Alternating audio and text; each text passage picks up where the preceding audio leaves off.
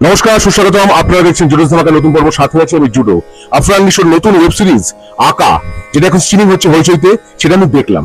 অভিনয় নিয়ে পরে কথা বলছি, প্রথমে কাহিনীটা একটু বলি। এই সিরিজের পরিচালক হলেন ভিকি জাহেদ, তা আপনারা সবাই জানেন।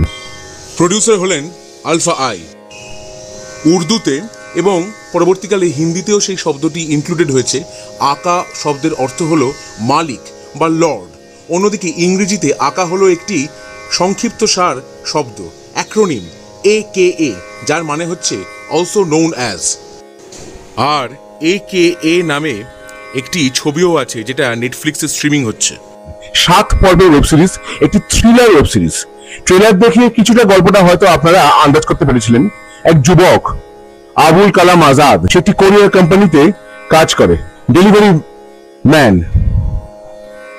কিন্তু তার আছে একটি অন্ধ অতীত।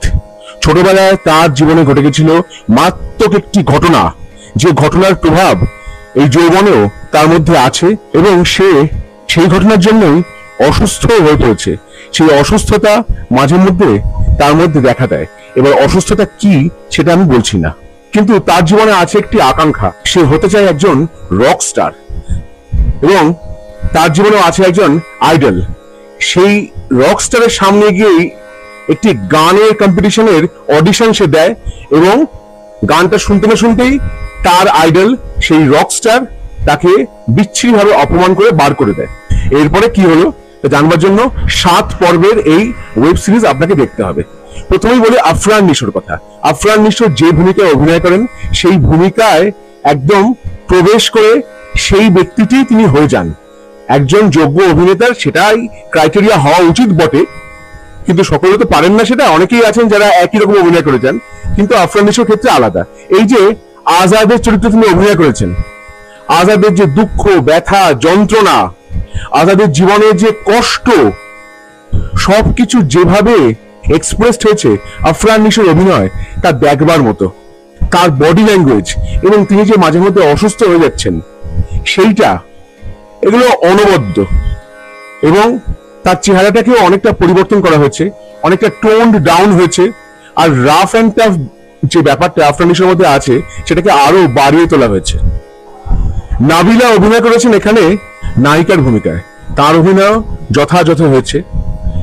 আজাদের এক কাকার ভূমিকায়, দুঃসম্পর্কের কাকার ভূমিকায় অভিনয় করেছেন আজিজুল হাকিম। তিনি বাংলাদেশের দীর্ঘদিনের অভিনেতা, তার অভিনয় চমৎকার হয়েছে।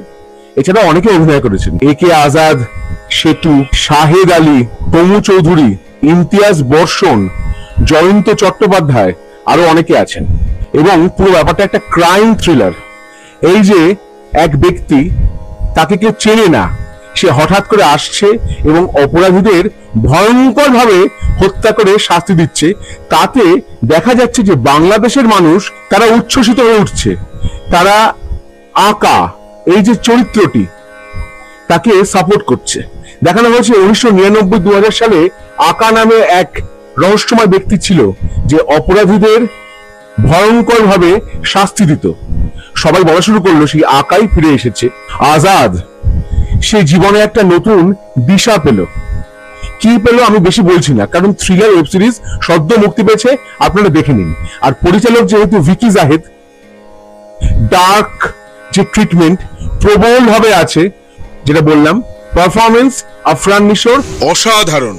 এইবারে বলি, যেহেতু আমি কাহিনীটা আপনাদের কাছে রিভিল করব না, ভারতবর্ষে কলকাতায় এবং তার আগে তৎকালীন বোম্বেতে স্টোন ম্যান নামে এক রহস্যময় খুনির আবির্ভাব ঘটেছিল 80-র দশকে। পরবর্তীকালে আবার কলকাতায় ফিরে এসেছে বলে এরকম একটা ঘটনা হয়েছিল। সেই স্টোন ম্যানের কথা মনে পড়বে, এবং না বেশি বলবো না, দ্য স্টোন ম্যান মার্ডার্স নামে সেই ঘটনা অবলম্বনে হিন্দিতে একটি ছবি হয়েছিল, সেইটার কথা মনে পড়বে। কেন মনে পড়বে না আমি বলছি না। বিক্রমের অপরিচিত নামে যে ছবিটি আছে, আপনারা সবাই দেখেছেন, সেইটার কথা মনে পড়তে বাধ্য।